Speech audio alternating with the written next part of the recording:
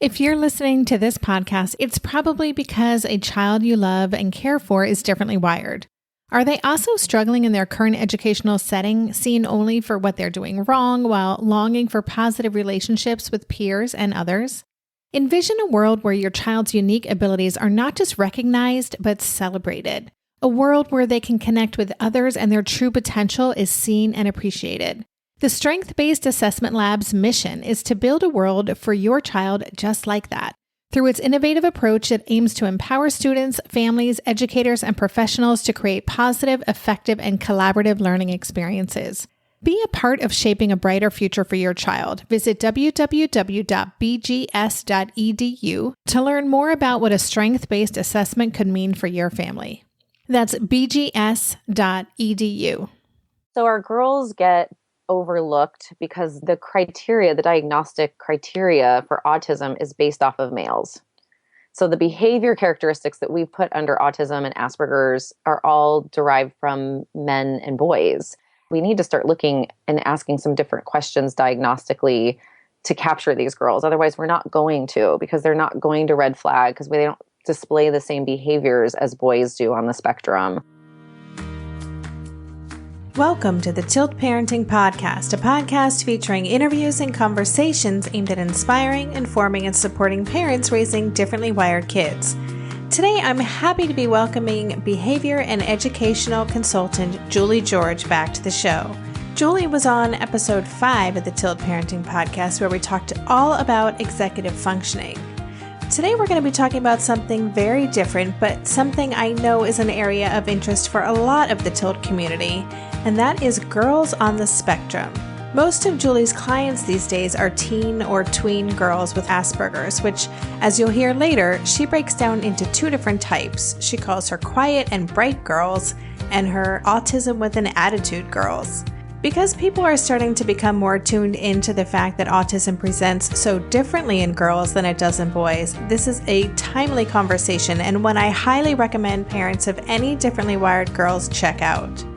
And before we get to the show, for the month of December, I've decided to take a quick minute at the beginning of each episode to bring attention to an organization doing great work in the world of support of differently wired kids.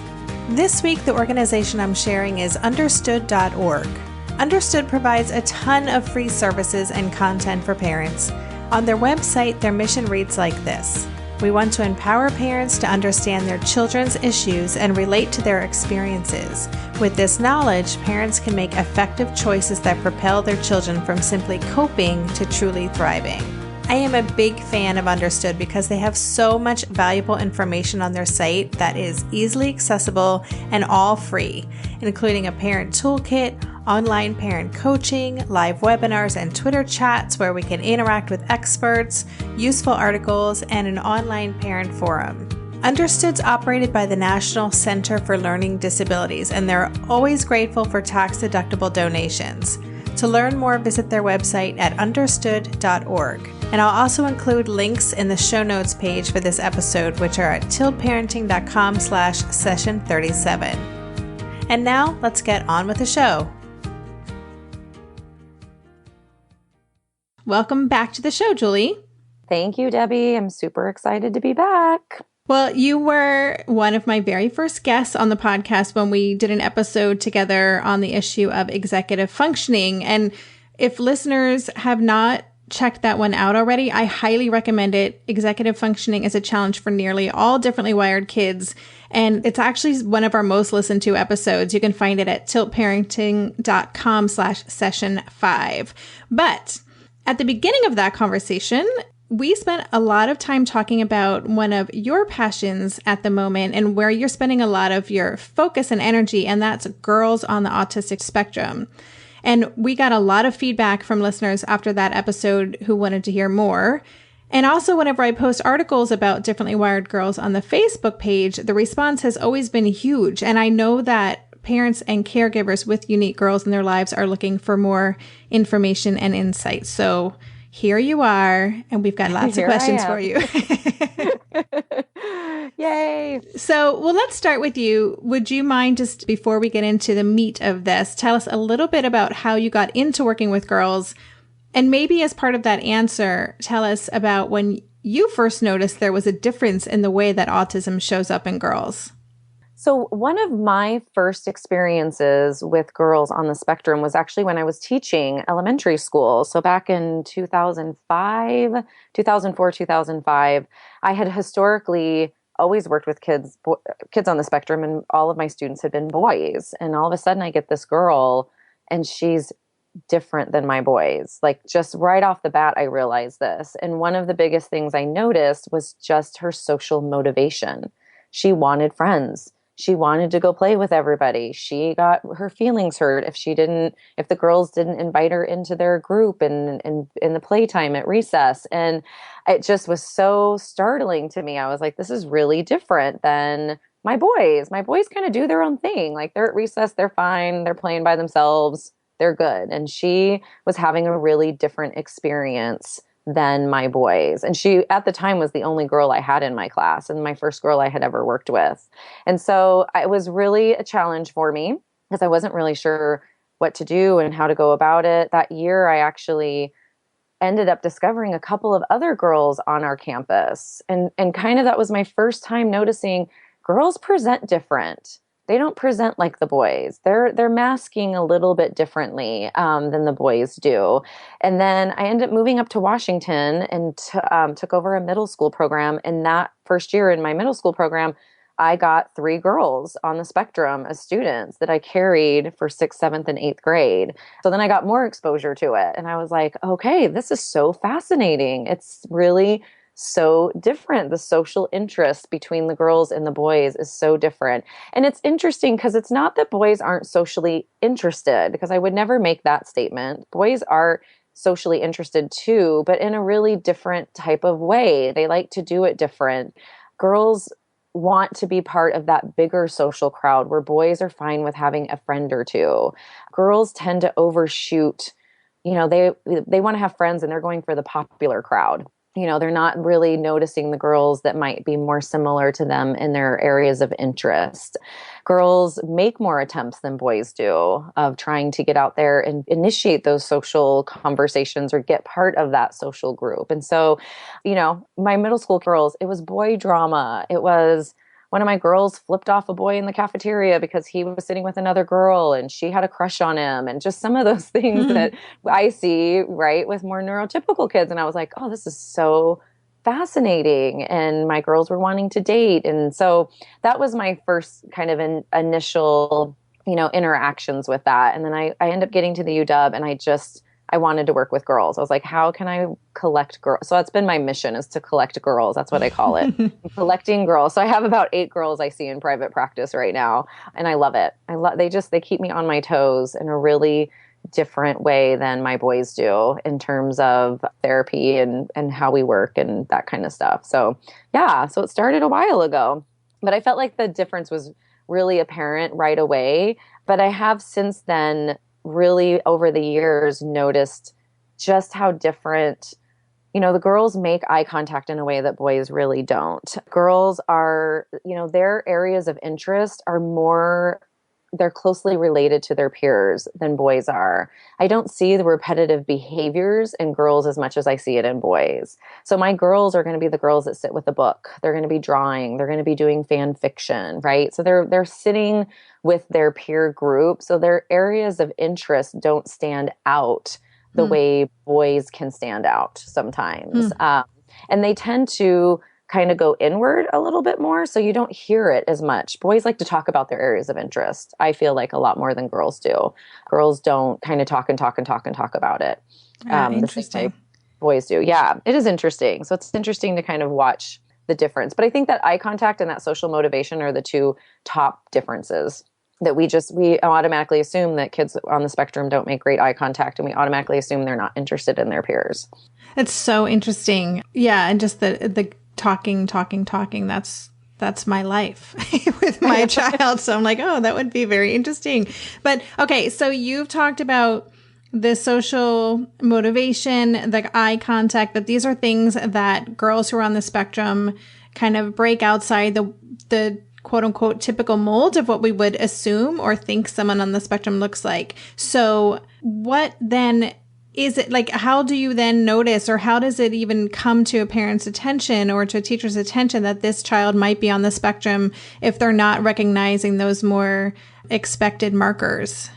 So I feel like I'll kind of house it into three groups. Historically, the girls that get picked up and get diagnosed tend to be more severe on the autism spectrum, like when they get an actual diagnosis. So that's historically what we've seen is like, oh, if we get a girl, they're really severe in their autism. So we really can spot that.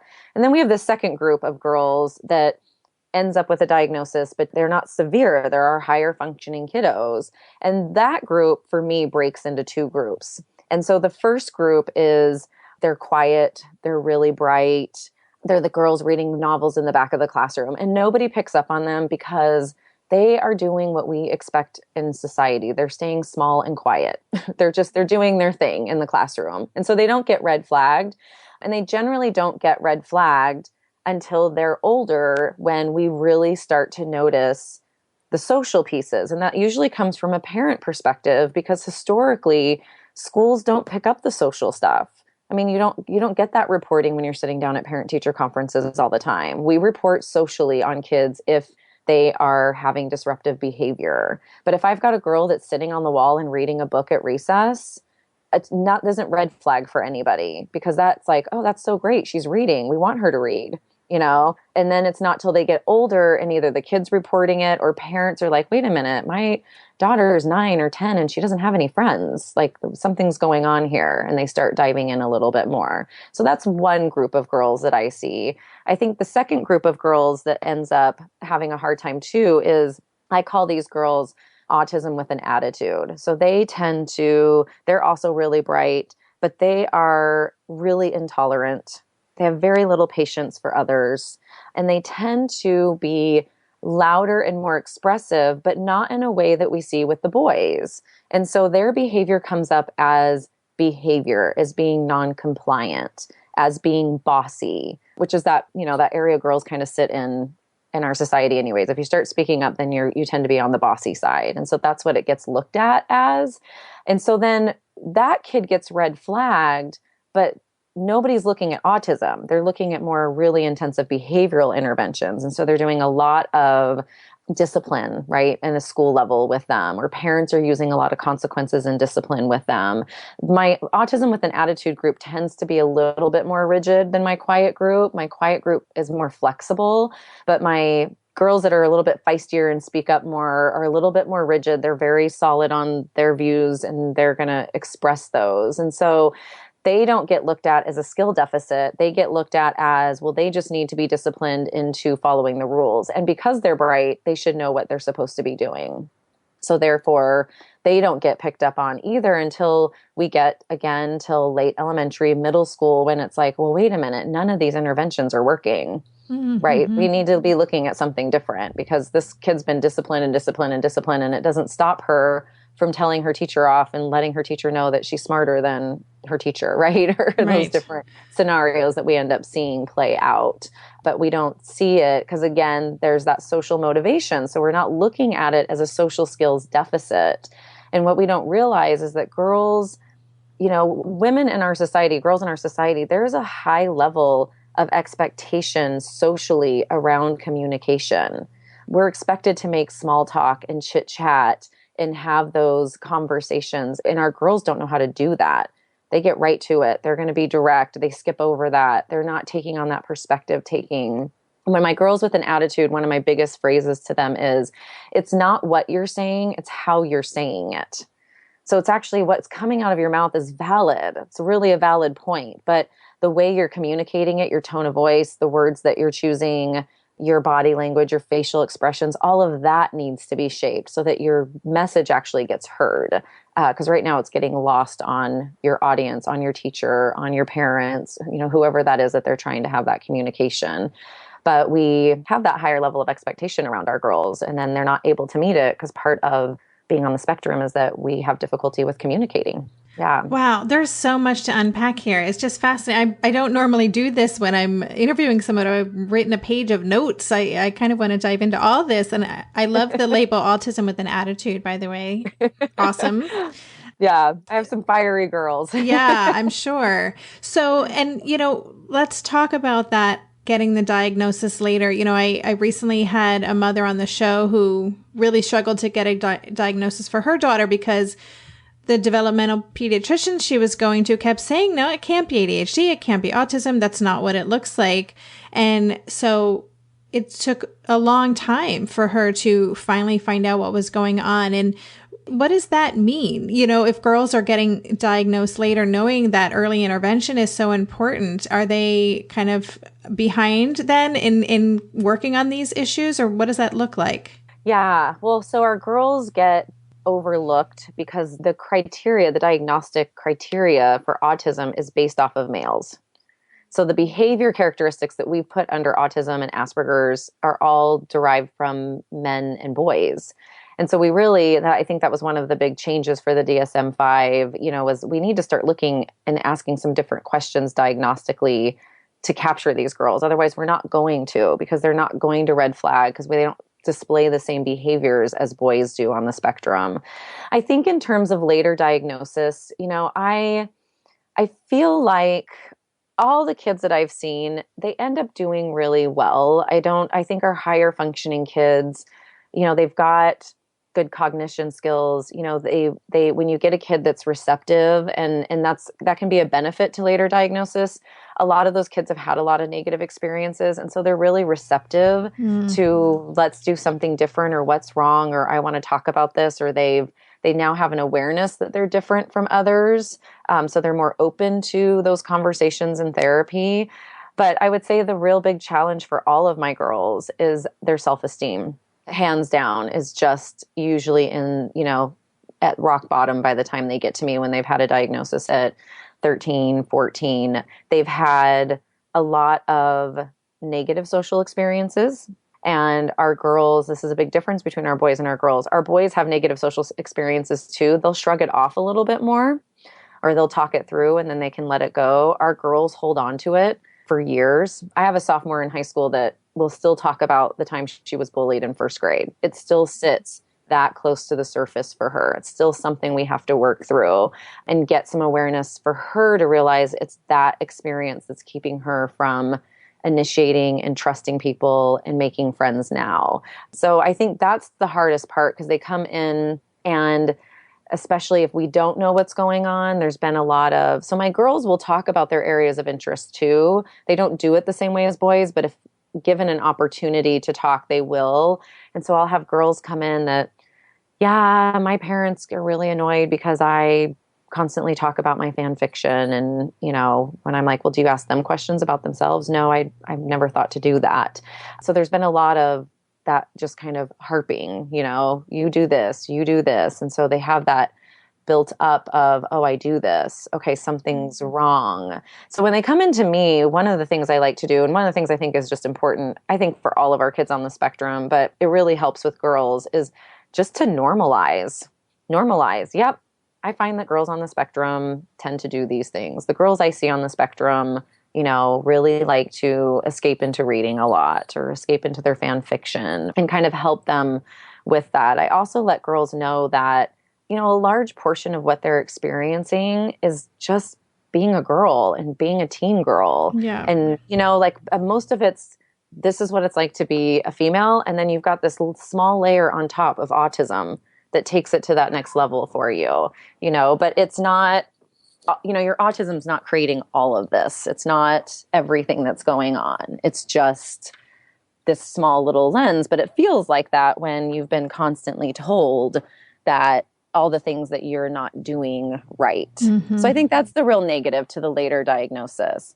But I also see girls really pick up some nice skills and really change. I mean, I've seen some phenomenal behavior change because they're willing to also think about it and take on those perspectives and think about shaping their behavior. And again, because they're socially motivated, they want to fit into the group. So they're willing to do what it takes. It's like, oh, here's the roadmap that nobody's given me this whole time of how I'm supposed to do this. Darren and I are prepping for a big move at the moment, so we are fully leaning into any and everything that simplifies things, and that absolutely includes mealtimes. At a time when my executive functioning skills are being pushed to the limit, even planning and executing dinner for our family these days can feel like a really big lift. That's why I'm especially grateful for Green Chef, a meal service that offers pre-measured and prepped ingredients to my door. Each box is packed with foods you can feel good about, like whole fruits and vegetables, plus lean protein and whole grain options. In fact, one of the things I love most about Green Chef is that they offer options that prioritize gut and brain health, with science-backed recipes that feature ingredients like fiber, antioxidants, and omega-3 fatty acids. During this time of lots of stress, it feels really grounding to know we're supporting ourselves nutritionally. I will take all the support I can get. And Green Chef doesn't just cover dinner recipes. I can add high-quality breakfasts, lunches, and snacks to my weekly box from Green Market. Green Chef has a special offer for Tilt listeners. Go to greenchef.com/tilt50 and use code TILT50 to get 50% off plus 20% off your next 2 months. That's 50% off plus 20% off your next 2 months when you use the code TILT50 at greenchef.com/tilt50. Green Chef, the #1 meal kit for eating well. Maybe I've watched too many seasons of The Amazing Race, but every time I have to go somewhere on the subway, I treat it like a competition. It's all about making the right gut decisions about which route will get me there the fastest. Sometimes those decisions get me where I'm going early, and other times my gambles don't really pay off. Probiotics can't help with most gut decisions, but if your gut needs a little support, Ritual has your back. Their Symbiotic Plus, a 3-in-1 supplement, has clinically studied prebiotics, probiotics, and a postbiotic to support a balanced gut microbiome. I've been using Symbiotic Plus for about 6 months now, and it's become a core part of my morning routine. I take the mini capsule every morning while making my way through my inbox, whether I'm at home or I'm on the road, because it doesn't need to be refrigerated. And the capsule itself is delayed released, which helps it survive the harsh conditions of the upper GI tract for delivery to the colon. And that's exactly where we want it to go. Ritual invested in a study modeling the human colon, which showed that Symbiotic Plus significantly increased microbial diversity and the growth of beneficial bacteria. There's no more shame in your gut game. Symbiotic Plus and Ritual are here to celebrate, not hide your insides. Get 25% off your first month for a limited time at ritual.com/tilt. Start Ritual or add Symbiotic Plus to your subscription today. That's ritual.com/tilt for 25% off. I mean, it just breaks my heart to hear, I've spent so many years working and writing on behalf of teen girls. Not all girls struggle with low self-esteem, but it is something that many girls do. And that loss of confidence is not unusual for girls to go through as they transition into teenhood. And it's tough to think about. These girls have been getting the message, their whole life that they're different, they're strange, there's something wrong the way that they talk or how they behave in the world, and them kind of making that become more and more evidence that there's something wrong with them. And not, so I imagine, and tell me where I'm wrong, but is there some relief when girls find out that there's a reason for why they are the way they are? Yes. I see that a lot where, okay, this makes sense because they feel it, right? They know it. They're modeling kids. They're paying attention to their social environment, right? Because they're doing some modeling. So they're seeing, hey, I'm not doing those things or I'm not liking those same things, which is why when I have parents that ask me, I just had a parent of a girl who's in 3rd grade ask, and I was like, I just feel like the earlier the disclosure, the better for all of our kids on the spectrum, honestly. I just think it's better for them to recognize it. But our girls are picking up that difference sooner than our boys tend to. And so when I can know that, then it helps put things in a different context for me. And I'm not stuck feeling, I get a lot of, not feeling good enough. My girls have a lot of negative self-talk that we have to kind of work through and get that changed around, and making sure that we're changing up that script in our head, because if we think something's wrong, we go out and collect evidence in our world that something's wrong, right? So they bring all those experiences. So then they're going to have experience after experience where things didn't go right. And therefore that validates this, something must be wrong. So yeah, I find that girls are, happy to read their reports. They all are interested in reading the reports in a way that my boys are not. They want to read the medical diagnostic report from the psychologist and go through it and, really take a look at that. So yeah, they like that information. Well, I'm glad you said that too about telling our kids what's going on. That's something, I'm sure actually, for listeners who haven't listened to the first interview that I did with Julie was someone who worked with Asher before we moved abroad and when he had first been diagnosed as having Asperger's. And so I've seen Julie in action. We've been lucky enough to see Julie in action, but that was a question I had for you because we had just found this out. And I said, well, when do we talk to him about this? And, you encouraged us the sooner the better. And ultimately, I think that information is so helpful for them. I agree with the idea of normalizing it. And also it's kind of redefining what normal is, right? And making the differences just part of who they are and not assigning any weight to it in terms of it being a good thing or a bad thing. So thanks for sharing that. Yeah, absolutely. It's strengths and weaknesses. And I always say to the kids that see me, because of course I get, I'm working predominantly with teens. And so they're not like the most thrilled to come in necessarily every week. And I'm like, you guys are getting the roadmap to you. Like, I wish I had gotten that at this age. It usually takes you until your 20s or 30s before you really start to figure yourself out. And so you're getting a jump start on everyone else of knowing who you are and knowing how to work your strengths and knowing the strategies you need to put in place for your areas of challenge. And it's not anything more than that, right? Autism doesn't have to have this huge weight. It's not, I've had to work with some of my girls on that because they do get the diagnosis and then they're like, they want to tell the world they have autism, right? And they're like, hi, my name is, Sasha, and I have Asperger's. And it's like, but that is not who you are. That's not, autism doesn't make up all of you. And so I've done some of those word boards with girls where I've had them come up with, adjectives about themselves to kind of put it into context. Your ADHD and your autism are two parts of all of you and what makes up you. And so we need to give them the proper placement. And it doesn't need to be this big, it doesn't have to have a big spotlight on it. I love that. At the end of the day. Yeah. That's great. So I recently read that the boys to girls ratio of kids on the spectrum is 4-1. And I'm wondering, in your opinion, do you think that figure is inaccurate? I'm assuming yes, but, do you think there are many more girls on the spectrum who just haven't been diagnosed? Yeah. Oh, yeah. I think that there are way more girls. I mean, I feel like I meet adults even that I'm like, we kind of describe them as the broader phenotype, meaning like they're kind of on the outer edges. They probably wouldn't get diagnosed with autism, but they've got a lot of those same traits. So yeah, I do think that there are a lot more girls out there. I think that, because of our testing, we don't pick them up as much. I was reading not too long ago, they are, there's a lot of research going into why is there this discrepancy, because we know that there is. And, there's a lot of scientific literature around the female protective model and how just, females have a higher tolerance for harmful genetic mutations. And so then we might not see those come up in girls the same as boys. So I think there could be a little bit of that, but I think girls just don't get picked up.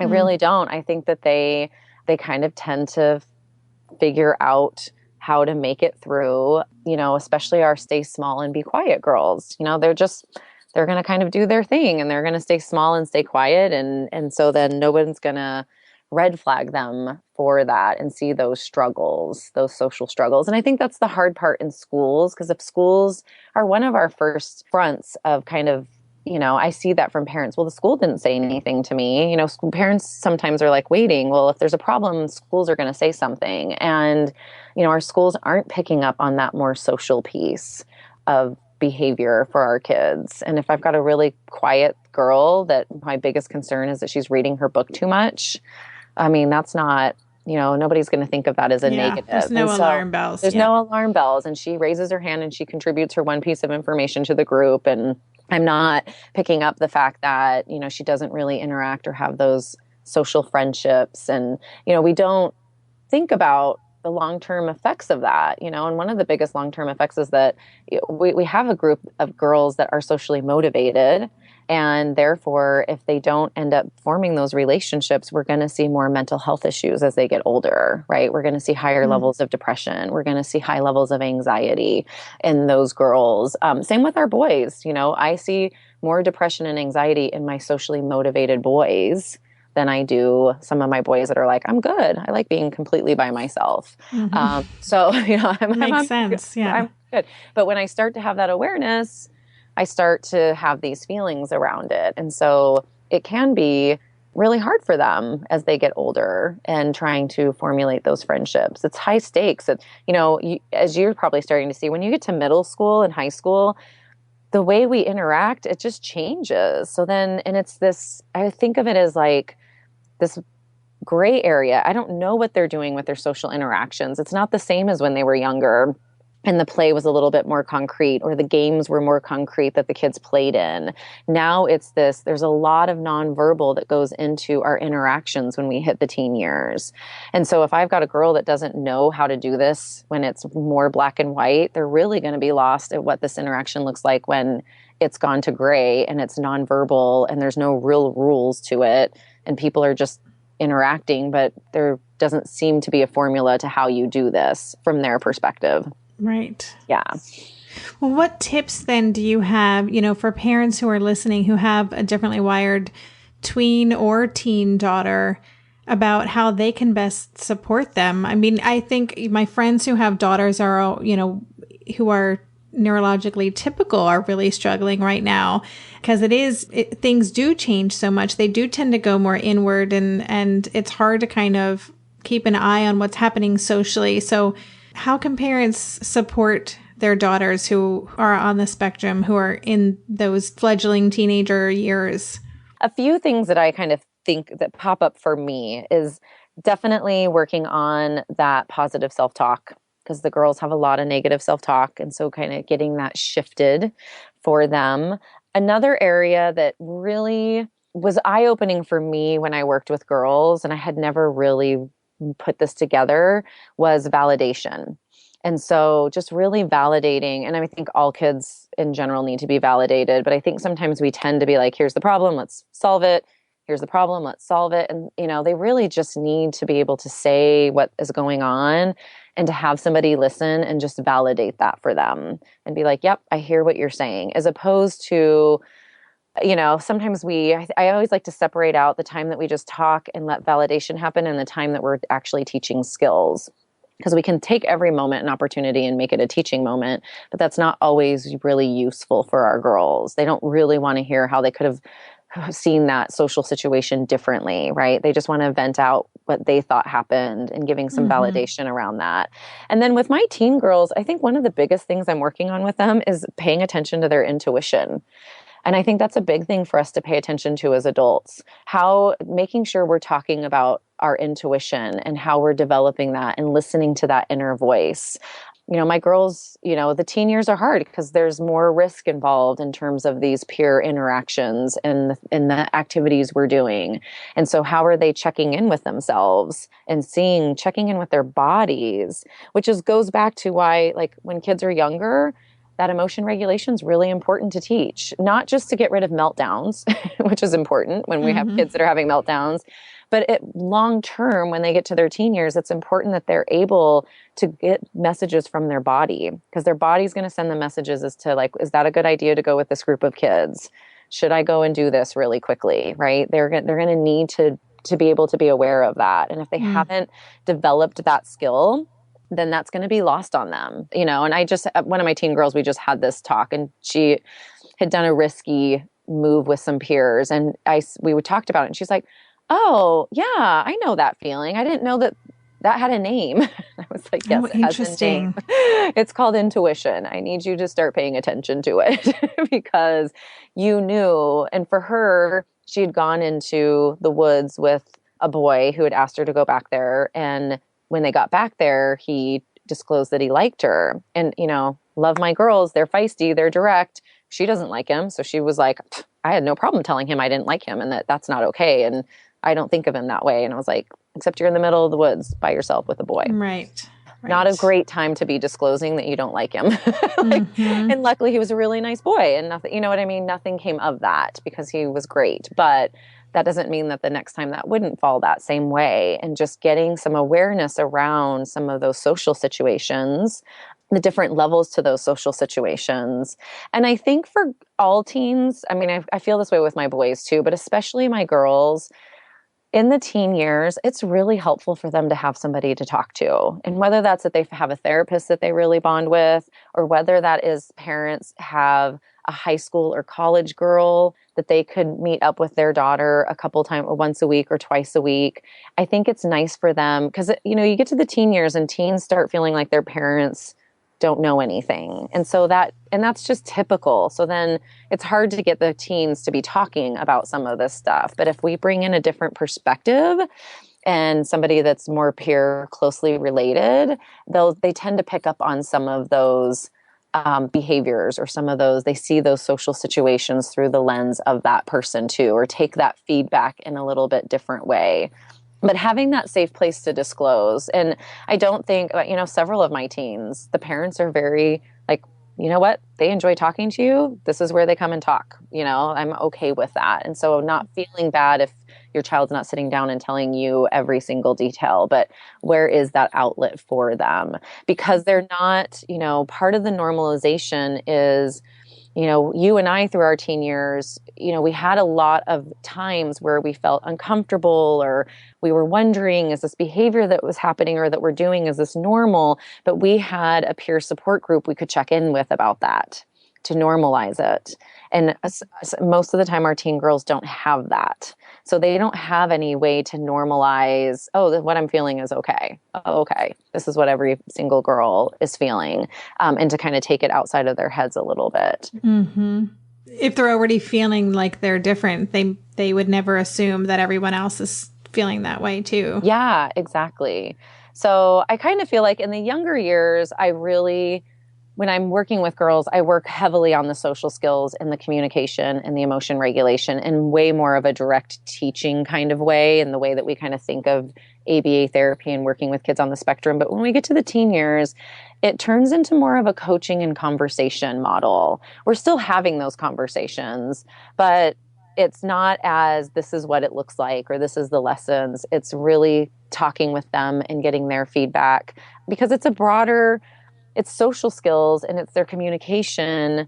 But, you know, teens need to learn how to take care of themselves, how to eat right, how to do exercise, you know, how to, you know, manage their schedules. I mean, there's just a lot that starts coming with those years and those independent milestones. And so it's important to switch it to more of a coaching, hey, what do you think went well? Or how do you think we should problem solve this? And getting them better at trying some things and not us adults always providing the solutions for them.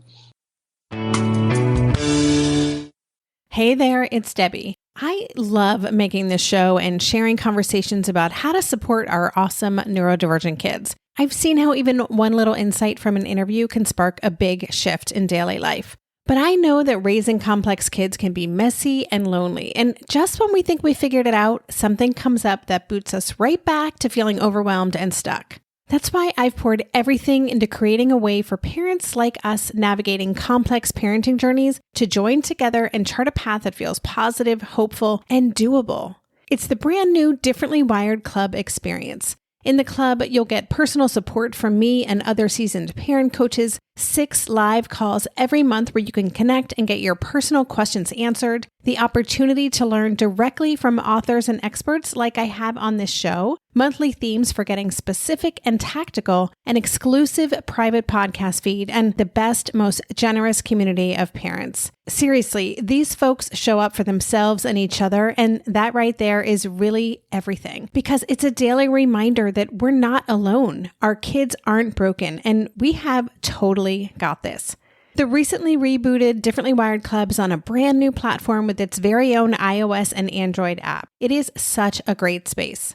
However you learn, whatever your style, no matter the ages, genders, and neurodivergent profile of your children, the Differently Wired Club can help you cultivate the positive shifts you're hoping for. Join us today by going to tiltparenting.com/club. That's tiltparenting.com/club. I hope to see you on the inside.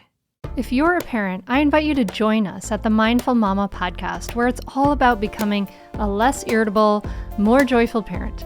With sometimes hilarious and always thought-provoking experts and friends, at Mindful Mama, we know that you cannot give what you do not have. And when you have calm and peace within, then you can give it to your children. I'm Hunter Clark Fields, and I can't wait to see you there. Listen in to the Mindful Mama podcast.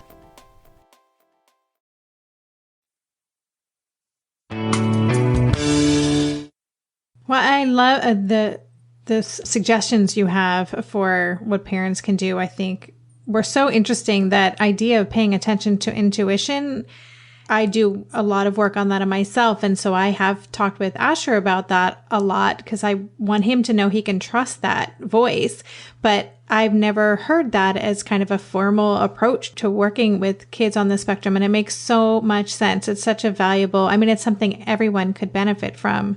But I love that you're doing that work. And then I had a question about the positive self-talk. So just in case there are people listening who don't know exactly what that sounds like or what that means, could you give us an example? So I love Brene Brown's work. And so I will talk to my kids about, kind of those inner critics or those gremlins that are kind of always telling us, you're not good enough at this, or you don't do this well, or, my teen girl that has this bad history. It's like, there's something wrong with you. You're never going to make friends. It's kind of always her go-to line, right? It's that she just is never going to make friends because she had this bad bullying experience. And so we'll sit and talk about, okay, what can you say to yourself instead, right? This is a new situation, and kind of collecting that evidence of support around, you've had some really nice friendships. So let's look at the last couple of years of how you've had some friendships, how people are showing up in your world, how they are having connection with you, and kind of sticking with, no, I'm a good friend. I am a good friend, and I need to find the right group of kids to be friends with. Because that's essentially the disconnect. She's ended up picking people that were not good fits, because she wasn't going off of that intuition. She was going off of, like I said, my girls tend to fall more with like the popular girls, or just those girls that shine a little, that are just more outspoken. And so how are you matching up with the people you're making contact with and what your skill set is? So you're a good friend. You're really great at listening, and having her say that instead. I just need to find the right friends to make those connections with, as opposed to, you're not a good friend. Nobody likes you. It's like, well, that's not true. People like you. Here's your evidence around how people like you. Yep, I have people I sit with at lunch every single day. They like me. And so getting her to shift it that way, or getting girls to shift it that way and be thinking about what is that. And also, I just think, a lot of it's awareness. A lot of times our girls don't even realize they have this tape running all the time in their head. And so sometimes when they just stop and start paying attention to it, they're like, oh, yeah, I kind of do say that to myself a lot. And it's like, yes, you do. So let's say something different, right? Or, I don't have a lot of friends yet, but I will have friends. I don't, it's not that I don't have friends. It's I don't have that yet. Getting them to kind of be thinking, the power of language and how we use those words. Mm-hmm. So, all right, before we go, I'm wondering if you have any favorite resources that you can share with us for parents who are listening, who want to learn more or read more. Are there some great books out there or thought leaders in this space that they can check out? Like I said, I really love Brene Brown's work. She's done some stuff. She actually has a CD on parenting.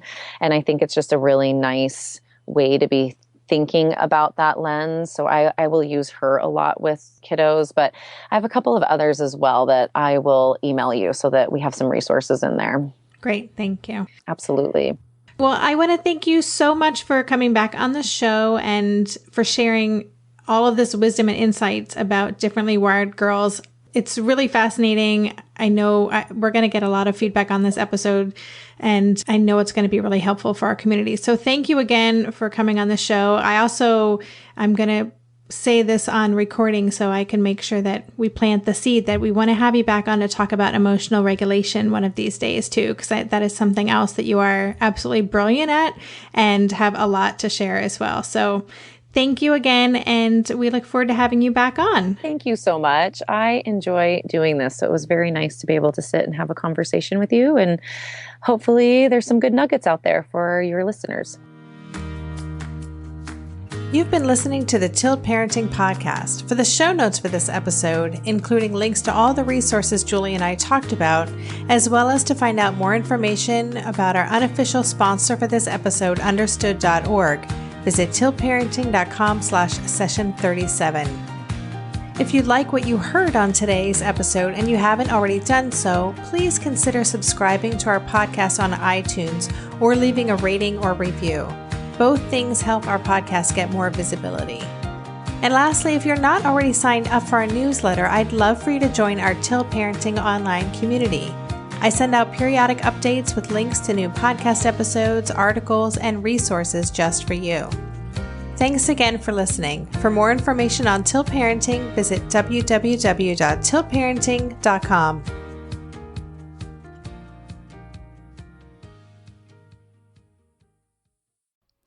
Hey, are you a parent of a teenager? Are you feeling overwhelmed about how to be what they need while also holding limits and boundaries that keep them safe? Are you tired of conversations that negate how messy this season of parenting is? Well, I've got you. My name is Casey O'Rourke. I am a positive discipline trainer, parent coach, and the host of the Joyful Courage podcast. Every week, I come to you with an interview digging into tough topics with experts I trust and solo shows that go deep into the personal growth and mindset needed to raise teens in a way that grows them into confident, capable young people. I am not afraid of getting real about the intersection of conscious parenting and the teen years, while also bringing in vulnerability, humor, and lightness. I'm walking the path with you and honored to serve. Listen to Joyful Courage on Apple Podcasts, Spotify, or wherever you consume podcasts.